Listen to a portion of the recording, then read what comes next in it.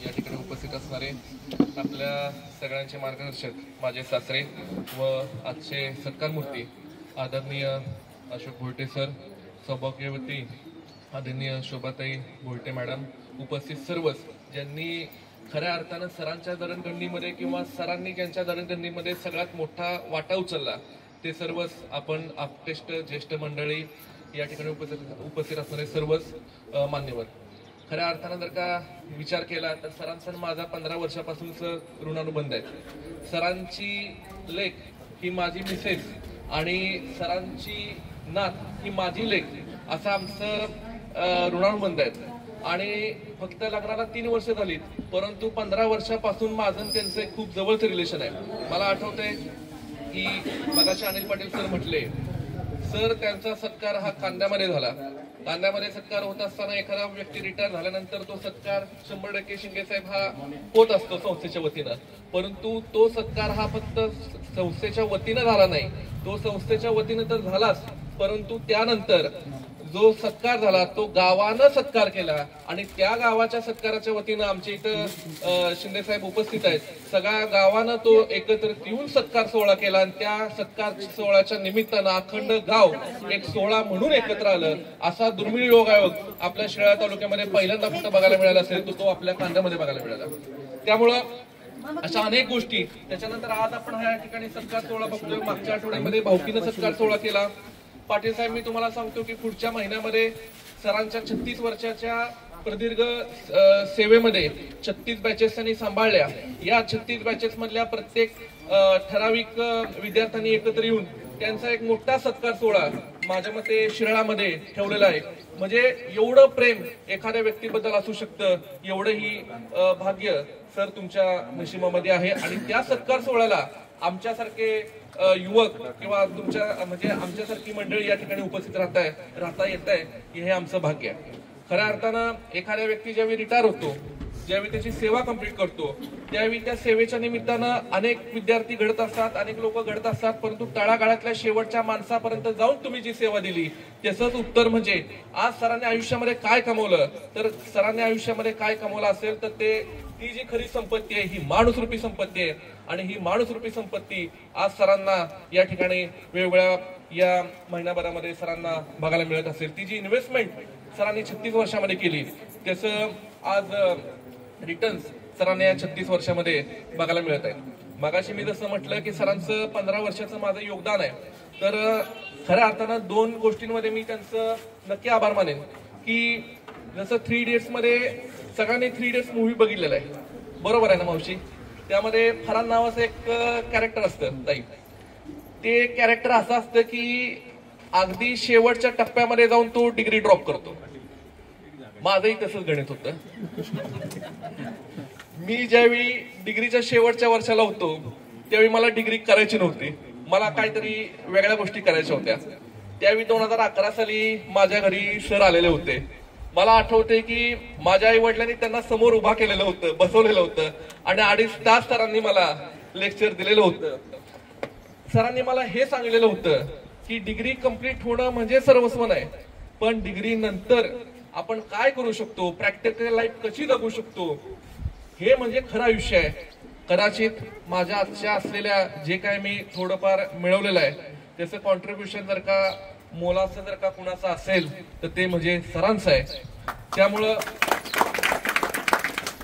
हे फक्त सरांनी माझ्या बाबतीत केलं असं मला वाटत नाही.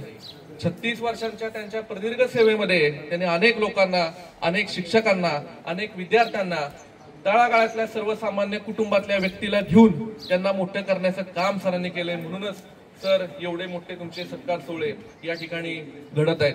एखाद्या व्यक्ती रिटायर झाला तर 3-4 वर्षांना कळतं की तो रिटायर झालाय. सांगावं लागतं लोकांना की बाबा हा रिटायर झालाय आता म्हणून तो घरी आहे. मात्र सरांचं वेगळं आहे. सर रिटायर झालेत हे फक्त गावाला नाही पूर्ण जिल्ह्याला माहिती आहे. म्हणजे हे सुद्धा भाग्य असावं लागतं. शेवटी हे सोपं नाही. एखाद्या माणसाचा मान सन्मान करणं, गावात करणं किंवा गल्लीत करणं हे सोपं आहे, परंतु सगळ्या तुम्ही घडवलेले ते कला, क्रीडा, वाणिज्य सगळ्या क्षेत्रातले विद्यार्थी एकत्र येऊन एक मोठा जंगी सत्कार येणाऱ्या कालावधीमध्ये 16 ऑगस्टला शिराळा तालुक्यामध्ये होतोय. म्हणजे किती मोठं हे भाग्य आहे, किती मोठं आमचं नशीब आहे की या सत्कार सोहळ्याच्या निमित्तानं सुद्धा आम्हाला तुम्हाला त्या ठिकाणी अनुभवता येणार आहे. पण मी पुन्हा एकदा त्या मुद्द्यावर येतो की 15 वर्षापूर्वी सर तुम्ही तरुण होता, आज 2025 आलं, तुम्ही अधिक तरुण झालात. आणि तुम्ही नुसतं तरुण झाला नाहीत, आपण सगळेजण म्हणजे आपण अमिताभ बच्चन यांना बघत आलेलो आहे, आमच्या पिढीनं ऋतिक रोशनला बघितलं आणि आपल्या सगळ्यांनी अनिल कपूरला बघितलं. तसं या पिढीतले आपल्या भागातले जर का अनिल कपूर कोण असतील तर ते कदाचित सर आहेत. कारण जेव्हापासून मी सरांना बघतोय ते जसे आहेत तसेच आहेत आणि मला पूर्ण खात्री आहे की तुमचं जे काय आहे ते असंच तुमचं चालू राहू दे.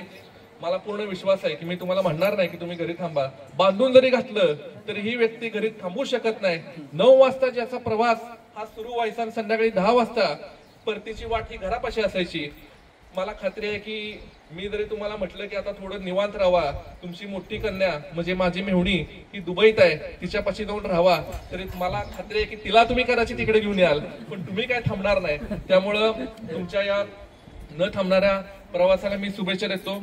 याच वतीनं या ठिकाणी अनेक मंडळी आलेले आहेत, त्यांनाही मी या निमित्तानं सांगतो की आता थोडंसं मगाशी अनिल पाटील सरांनी मॅडमनी खूप चांगला मुद्दा सांगितला की सोशल कॉन्ट्रीब्युशन तुमचं खूप आहे, परंतु ज्या शिक्षण क्षेत्रामध्ये तुम्ही मोठं झालात, ज्या शिक्षण क्षेत्रानं तुम्हाला मोठं केलं, त्याच ह्याच्यामध्ये जर का तुम्हाला थोडंफार काय कॉन्ट्रीब्युशन द्यायचं असेल तर एक छोटासा मुद्दा मी 2 मिनिटाचा सांगतो. हा विषय खूप महत्वाचा आहे, मोलाचा आहे. हे कामेरी गाव आहे, या कामेरी गावामध्ये सर या गावची लोकसंख्या 20-25 हजार असेल, बरोबर ना? तरी सुद्धा या गावामध्ये पिवळी बस येते. ही पिवळी बस म्हणजे काय हो, तर इंग्लिश मिडियमचं भूत आहे.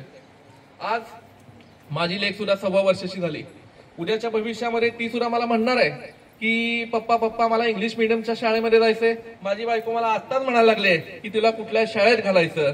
पण अनिल पाटील सर ज्या शाळेत शिकले ती शाळा मराठी होती, सर ज्या शाळेत शिकले ती शाळा मराठी होती, शिंगे साहेब तुम्ही ज्या शाळेत शिकला, ताई तुम्ही ज्या शाळेत शिकला ती शाळा मराठी होती. म्हणजे परम संगणकाचे जनक सायंटिस्ट डॉक्टर विजय भटकर ज्या शाळेत शिकले ती शाळा मराठी होती. आपण सगळीजण ज्या शाळेत शिकलो ती शाळा मराठी आहे. मराठी शाळा वाचवण्याचं काम तुम्हाला या ठिकाणी केलं पाहिजे. आणि गेल्या 15 वर्षामध्ये साहेब 1,05,000 शाळांपैकी 29,000 शाळा बंद पडल्या मराठी किंवा इतर मातृभाषिक. हे खरं दुर्दैव आहे. या कामेरी सारख्या गावामध्ये सकाळ सकाळी पिवळ्या बसेस येतात. पिवळ्या बसेस म्हणजे काय हो, तर ते इंग्लिश मिडियमचं भूत आहे. म्हणजे करा फी गोळा, चालवा तुमच्या शाळा, विद्यार्थ्यांची गुणवत्ता ही पालकाची गुणवत्ता, या बेसिसवर आज शिक्षण प्रणाली चालू आहे. 1992 सालचा गॅट करार, 2012 सालचा सेल्फ फायनान्स या माध्यमातून ज्यावेळी शाळा चालू असतात त्यावेळी लाख रुपये फिया भरायला लागतात. लाख रुपये फिया भरायला लागतात. सर आम्ही आतापर्यंत इथं आलो ते फक्त लाख रुपये शिक्षणावर. मी MBA कम्प्लीट केलं, माझी मिसेस सरांची मुलगी ही डिग्री कंप्लीट झाली, MBA कंप्लीट झाली, पण पंकज टी कंप्लीट होत असताना फक्त 1 लाख रुपये शिक्षण किंवा 2 लाख रुपयांवरती पूर्ण तिचं शिक्षण कंप्लीट झालेलं आहे. परंतु आज माझी ही कुठलीही मुलगी असू दे, कुठलाही मुलगा असू दे, त्यांना आपण लाख रुपये फिया घालून आपण इंग्लिश मिडियमच्या शाळेमध्ये घालतोय. माझा इंग्लिश मिडियमच्या शाळांना विरोध नाहीये. माझा विरोध या गोष्टीला आहे की पहिल्यांदा जसं एअर डिस्टन्स आपलं कारखान्यांचं असतं की त्यामध्ये 30 किलोमीटरच्या 25 किलोमीटरच्या रेडियस मध्ये आपल्याला दुसरा कारखाना देता येऊ शकत नाही, तसं जोपर्यंत आपल्या शाळा मराठी शाळा किंवा इतर मातृभाषिक कन्नड शाळा आहेत या शाळांचं जोपर्यंत पट फुलफिल होत नाही तोपर्यंत इंग्लिश मिडियमच्या शाळांना आपण प्रेफरन्स देता कामा नये. हे सरकारनं कुठेतरी मान्य केलं पाहिजे.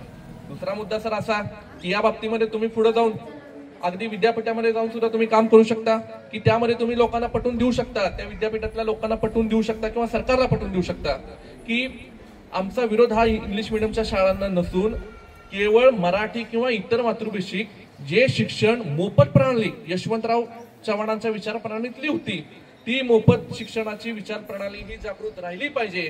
याच्यासाठीचा जो लढा आहे त्याचं नेतृत्व इथून पुढच्या कालावधीमध्ये तुम्ही करावं अशी मी तुम्हाला या ठिकाणी विनंती करतो.